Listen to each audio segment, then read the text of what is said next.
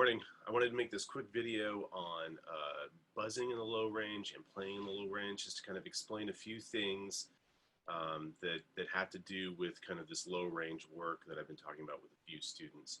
I think there's lots of great resources out there that talk about this stuff and similar stuff. So I'm not saying that this is kind of the end all be all, but this is kind of how I do it. And how I kind of think about it, and what seems to work pretty well when it comes to actually teaching. So when you're buzzing in the low range, first of all, like changing things less from the way you buzz in the middle to upper range is always better to me. So if you don't have to do a lot of changes to get into the low range, or it's not hard for you to function in the low range, then don't worry about it. Just leave it alone. That's kind of the big caveat to all of this. The second thing I would say is that we're talking about a lot of different things, and some things have to get larger and some things have to stay the same. So just to explain exactly where I'm coming from here, when I talk about embouchure, I'm really talking about the combination of a bunch of different stuff, like the mouthpiece against the lips make an aperture, which is the space between the lips that are actually going to vibrate and buzz. And then there's the space between the front teeth, which it needs to increase when you're playing in the lower register.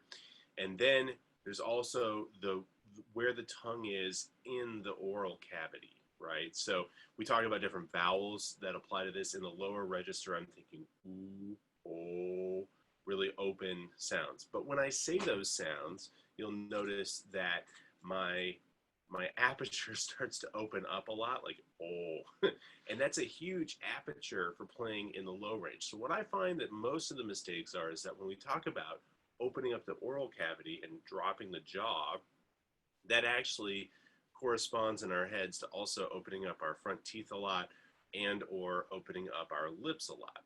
What I've found is that my aperture is actually mostly together. You know, there's not like a big hole here in my lips when I'm playing in the low register, but it's more relaxed than it is in the upper register. So it's actually resisting the air that I'm giving it less, and that's what allows those lips to vibrate at a lower frequency and get out some of these pedal tones and stuff. So what I want to do is actually talk about this in an order that might kind of make sense. So the first thing to be thinking about is the air support. And I think often when we go into the low register, we kind of ignore that air support because it doesn't feel like it's as intense as air support that we have to give the upper range or the middle range. However, in the low range, we still give it a lot of that support. It's just a different air column. I like to imagine it as a very dark color. To me, it seems like the air column's coming out of my head. It's really wide, like this size air column that's moving slowly. The volume of the air is probably pretty similar to the high range. It's just a wider column. So that's kind of what I imagine. Again, in order to get that air column to come past my teeth, past my lips into the mouthpiece, I'm also thinking about lowering my tongue in my mouth, or I'm thinking about that whole vowel sound to get that low, dropping my jaw, especially in kind of the back of the jaw, is really useful for me. The second thing I like to think about is keeping my teeth, my front teeth, apart. And sometimes what happens when we play in this register is we try to direct the air then, because it feels like it's so undirected by the tongue, and we try to direct it with our teeth. Well, that doesn't really work very well. So I like to use PVC tubing to kind of give me an idea of where my teeth need to be. This is all based on me, because that's the only person I really had to experiment with, right? But for me, a piece of 3/4 outside diameter vinyl tubing is a pretty good guide for where my teeth need to be. So I just cut off a piece of that, put it between my teeth. I can even create an embouchure-like thing from this, and that gives me a pretty good idea of where my teeth need to be set. Now, watch out, because when I do that, that also sets my lips pretty far apart. And like I already mentioned, I think the lips need to be together. The aperture needs to be forward in a pucker, like you're giving your hand a kiss. It's got to be forward, and it doesn't need to be force closed or resistant against the wind or as resistant, but it doesn't need to be open. So The exercise with the teeth can sometimes mess with that. So watch out for that. Those two things are not corollary. So that's kind of the beginning thought process. The second thing I like to talk about, or the last part of this embouchure idea that I like to talk about, is the mouthpiece placement when you're doing this. Some people are going to find that they like to move the mouthpiece up or down depending on what range they're playing with. It seems to me like most students, most of us, actually start to move the mouthpiece up towards the nose when we play or buzz in the extreme low register. I think it just kind of depends on the student, though, and I have had some students that go down and it works for them. Basically, what you're doing is you're creating more space for your lips to vibrate. Now, along this same line of lips vibrating, there is one thing that I think is important to talk about in the extreme pedal range. So this is, for me, right around a pedal F or like maybe a pedal E.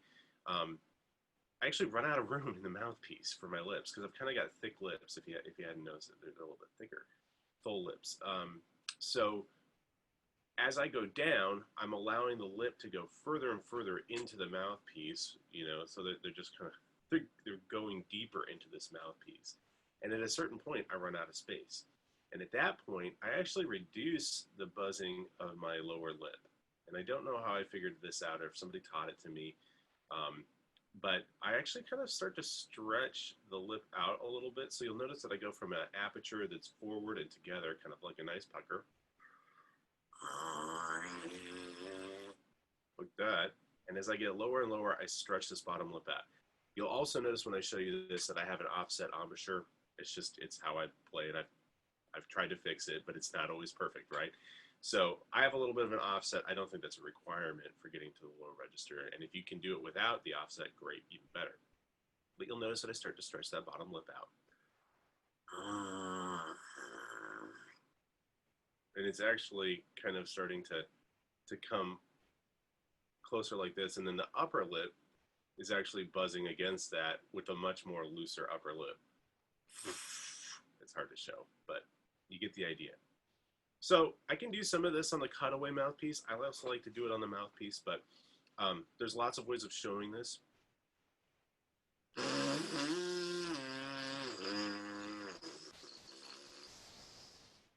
starts to break apart a little bit on the cutaway. That's okay.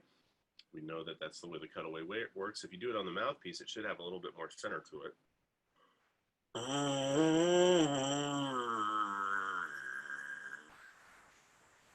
The mouthpiece came up a little bit for me as I went down.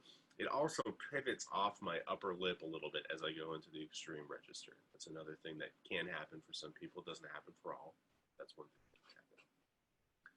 So this whole action is meant to allow you to be more flexible into that range.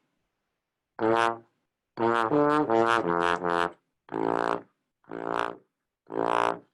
I notice is oftentimes I have a lot of students that actually have to take a lot of energy and like remove the horn from their embouchure to get into that setting. What you want to try to do is try to make that a more natural exchange of energy. So that you have a little bit more of a gliding function down into that. And you can push that down into the extreme pedal register. If you're playing bass trombone, push it down into your pedal registers and your valve sections. That's a really good thing to be practicing, and it will give you a better idea of what you need to do. Now, the last thing I want to mention is if you're having trouble articulating in the extreme low register, even on a buzz,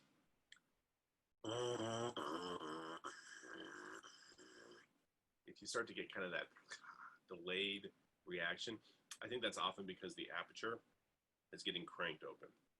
So if I do that again, you're going to notice that the aperture is really far open.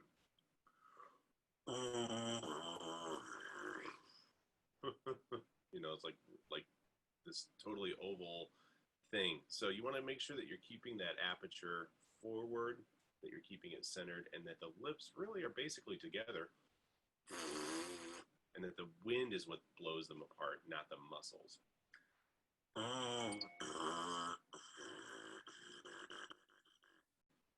So I think that's a couple of ideas that may help just a little bit. Again, these are just things that work for me that may not work for you. for you, but it's worth trying. I hope this helps. Good luck.